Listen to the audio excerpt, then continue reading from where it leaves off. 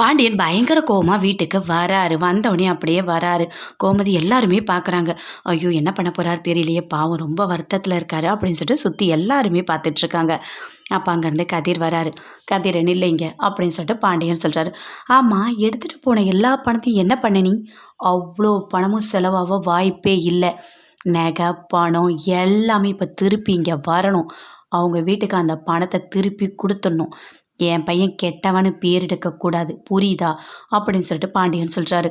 அத கேட்டவுடனே கதிர்க்கு என்ன சொல்றதுன்னே தெரியல. அப்படியே பார்க்குறாரு. "இங்க பாருங்க, அந்த பணம், நகை எல்லாமே செலவாயிடுச்சு" அப்படின்னு சொல்றாரு. "என்னடா பேசிட்டு இருக்க? நீ சொல்றது பொய்ன்னு எல்லாருக்குமே தெரியும். உண்மைய சொல்லு. எனக்கு தெரியாது. இங்க பாரு கோமதி, பணம், நகை எல்லாமே இங்க வந்தாகணும்" அப்படின்னு சொல்லிட்டு பாண்டியன் சொல்றாரு. அப்படியே கதிர் பார்க்குறாரு. "இங்க பாருங்கம்மா, இது ஒண்ணும் இவரோட பணமோ இல்ல நகையோ இல்ல. அதனால இவர எதுவுமே பேச வேணான்னு சொல்லுங்க.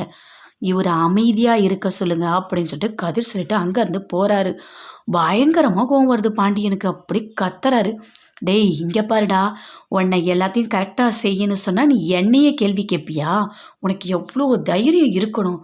இனிமே நீ என்கிட்ட வந்து பேசவே கூடாது. அப்பான்னு கூட என்ன நீ கூப்பிடவே கூடாது.